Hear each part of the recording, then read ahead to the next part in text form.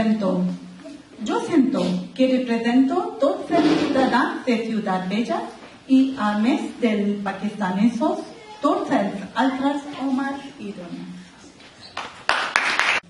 Y buenas oportunidades para todos y para todas que viven en Ciudad Bella. Y nuestro partido, Barcelona en Común, porque represento candidatura que he ganado, Barcelona en Común. Barcelona Común es partido de todos, de ustedes. Entonces, hay transparencia en todo.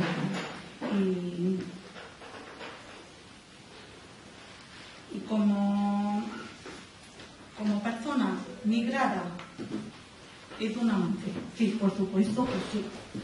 Pero también me siento una persona integrada, también una persona inmigrada, pero integrada. Entonces, prefiero trabajar en equipo con todos y crear una sociedad inclusiva independientemente de que nuestro país de origen.